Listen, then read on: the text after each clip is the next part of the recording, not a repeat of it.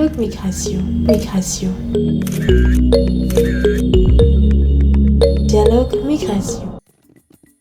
La capitale du Bénin, pays d'Afrique de l'Ouest situé dans le golfe de Guinée, a le mérite d'être qualifiée de la ville aux trois noms, Robonou, Adjaché ou Porte-Novo.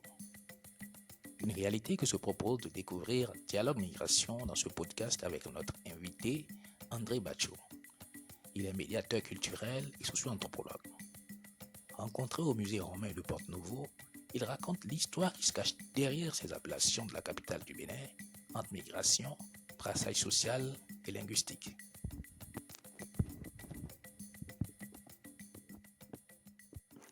Robonou, Adjaché, Porte-Novo sont les trois noms de la capitale du Bénin. Pourquoi cela et qu'en est-il du brassage des communautés de cette ville de ce pays d'Afrique de l'Ouest? Depuis la fondation du royaume, il y avait déjà des noms qui avaient été attribués à la cité, qui étaient Robonou, Robonou qui signifie l'entrée de la grande case. Mais avec le temps, il y a une autre communauté qui a commencé à occuper le territoire. Et c'est d'ailleurs la communauté Yoruba du Nigeria, ce qui fait d'ailleurs que ceux-là aussi sont majoritaires sur le territoire.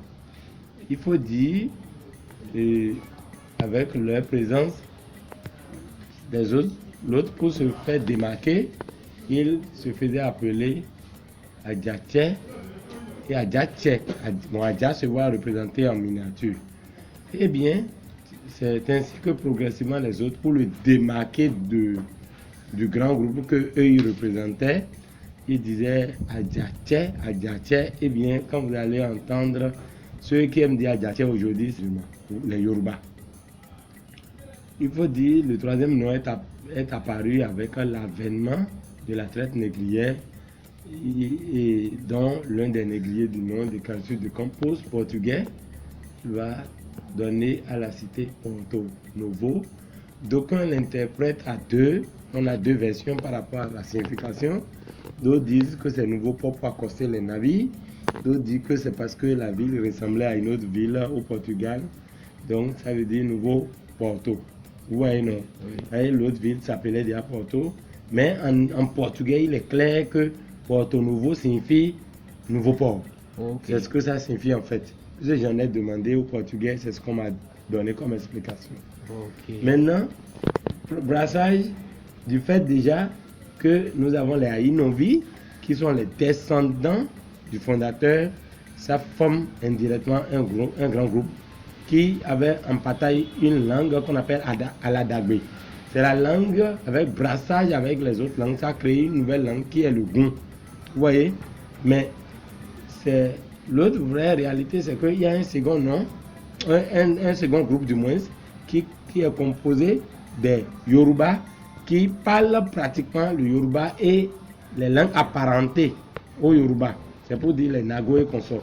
Et un troisième groupe va s'ajouter à ça, qui n'est rien d'autre que les Afro-descendants, qu'on appelle encore les Agouda, qui sont venus à l'abolition de l'esclavage, rechercher leurs origines. Et ceux-là aussi, progressivement, se sont ajoutés pour créer le brassage, comme vous le dites, d'où nous avons tantôt les Goun, tantôt les Yoruba et autres, et maintenant les Afro-brésiliens, qu'on appelle Agouda. Agouda. Oui. Est-ce que les Afro-brésiliens ne se retrouvent beaucoup pas plus dans Porto-Novo que Robonou et Adjaché? Ou bien pour eux, bon, ça leur semble indifférent?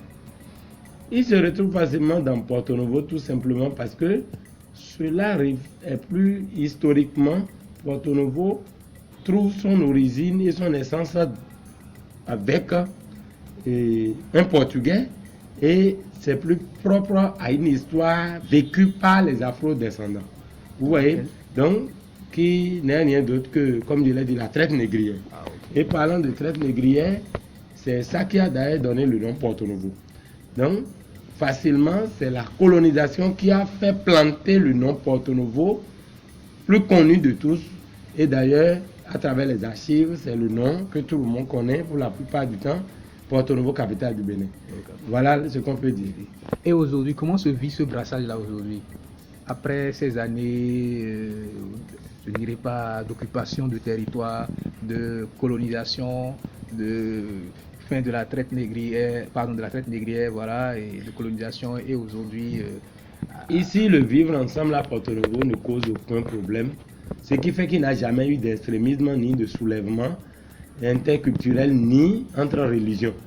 Tout simplement parce que il y a l'acceptation de l'autre et quelles que soient les situations, il n'y a pas eu une situation qui a débordé au point où il y a eu affrontement entre deux grands groupes ethniques, comme on peut le dire, ou bien deux groupes socio-linguistiques. Donc plutôt, les gens s'acceptent et d'ailleurs, vous allez voir, certains ont facilement pour époux ou bien épouse, soit c'est un Goun, soit c'est un Yoruba, et je veux parler des Agouda, des Afro-descendants, ou c'est parmi les autres qui s'amènent à trouver leur époux parmi les Afro-descendants. Okay. Donc, le vivre ensemble est vraiment pacifique à Porto Novo, s'il faut le dire en ces termes. Est-ce qu'on peut dire que Porto Novo est né d'un fait migratoire ou bien est-ce qu'on peut dire ça comme ça, d'un fait de migration des différents groupes sociaux culturels qui l'occupent aujourd'hui? Bon, est-ce qu'on va directement le dire dans la mesure où au départ c'était des chasseurs originaires du Nigeria, 3 qui venaient, c'est des frères qui venaient faire la chasse par ici et c'est eux que le fondateur de Porto Novo était venu trouver et même comme l'histoire raconte toujours que les Adjaoutos, comme on aime les appeler, étaient tellement rusés et n'importe où ils passent, ils font montre de leur ruse. C'est une situation du genre également par rapport à Porto Novo où les Yoruba, il a essayé de se sympathiser avec eux pour demander même un petit lopin de terre, ce qui lui a permis de bâtir sa première case. Mais chemin faisant, il va essayer d'utiliser des stratagèmes pour pouvoir être le fondateur pratiquement du royaume de Hogoni. Et c'est de là que malgré le fait que c'est arrivé ainsi, il n'y avait pas directement d'affrontement ni de conflit, mais les autres ont pu également chercher à s'installer progressivement, surtout que le plus grand marché était pratiquement pas loin de ces lieux-ci, donc qui est d'ailleurs le grand marché. Et c'est là, jusqu'à aujourd'hui, vous allez voir que ce marché est rempli plus de Yoruba, qu'on peut dire peut-être que la plupart sont musulmans, mais il y a quelques minorités Goun qui se trouvent dedans. Ils sont des commerçants pour la plupart du temps. Ok. Et disons que le premier truc c'était ici, c'est ça, au palais, au musée ici, à l'actuel musée, ou bien le premier siège du royaume? Bon, de toutes les informations qu'on a pour l'instant, il est dit que c'est ici qui était le premier siège du palais, quand bien même la première case bâtie par le fondateur, puisqu'il était chasseur, n'était pas forcément ici.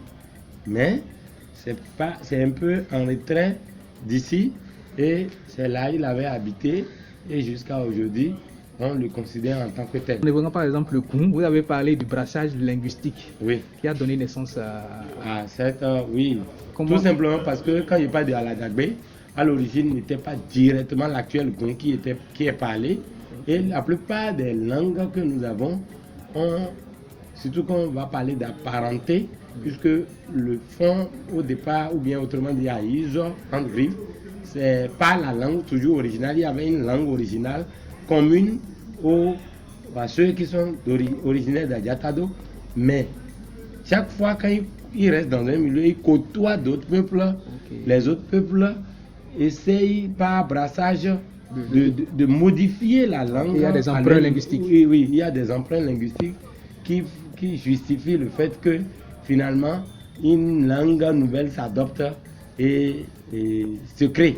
Est-ce qu'on peut dire que par exemple que le Goun c'est une langue qui est née de différents emprunts linguistiques? C'est pas trop brutal. Bon, on pourrait peut-être le dire que c'est une langue qui est née du fait qu'il y a de brassage et il y a eu d'emprunts. Et à travers ces emprunts, parce que quand on parle de Gon aujourd'hui, vous allez voir qu'il y a certains mots qui ressemblent plus à des mots Yoruba ou bien Nako qu'on retrouve facilement dedans. Bon, est-ce qu'on peut dire peut-être que c'est ça qui fait la solidité de Porto-Novo? Parce que chacun se retrouve après tout. Vous entendez des gens qui vous parlent Gon et en même temps on met Yoruba dedans. Quelqu'un qui vous parle Yoruba, il met le Gon dedans. Justement, ça traduit réellement l'harmonie vécue, le vivre ensemble, la tolérance interculturelle et au-delà de cet aspect, l'acceptation de l'autre, c'est ça qui fait la force même de Porto-Novo, puisque même quand les gens disent que même la religion qui devait créer conflit n'en est même pas le cas pour le cas de Porto-Novo, exceptionnellement.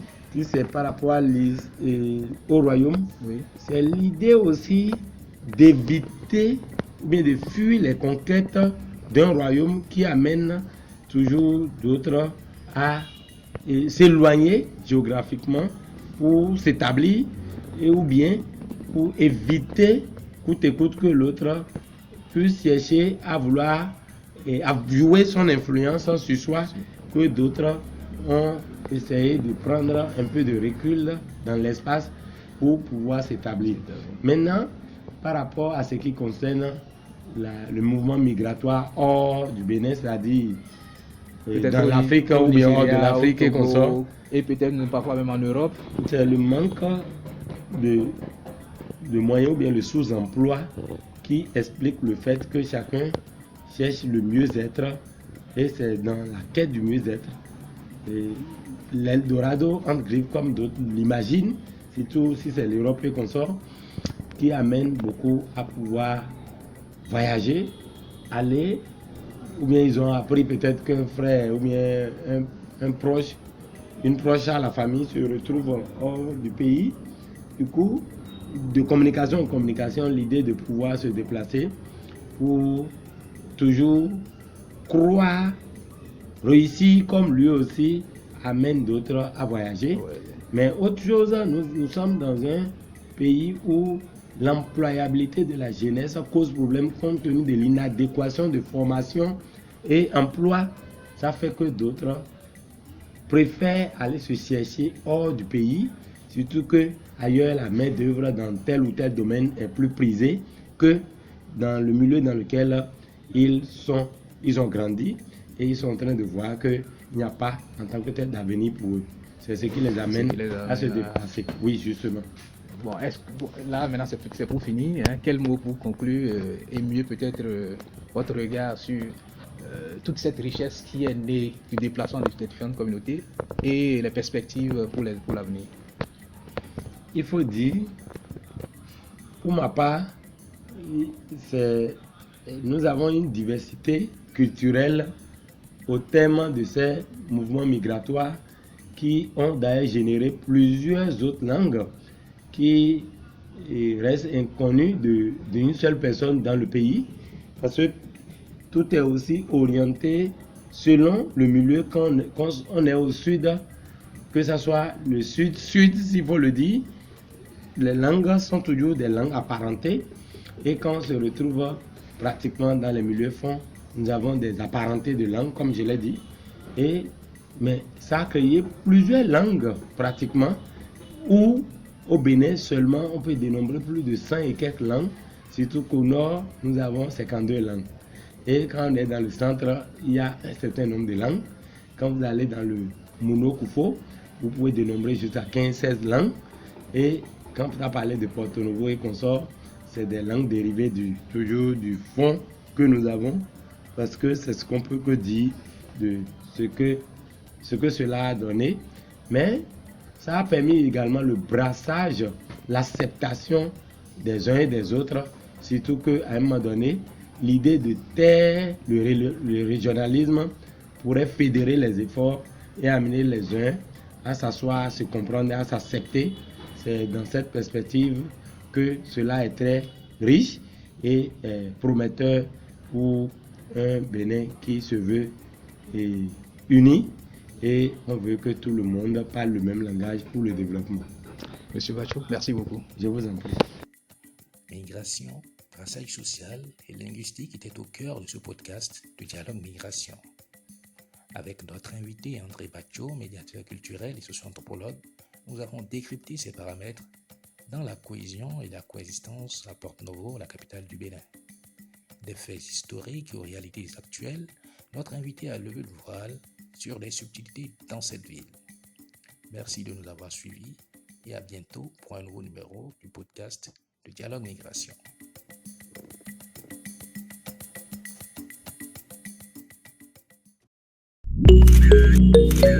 Dialogue Migration. Dialogue Migration.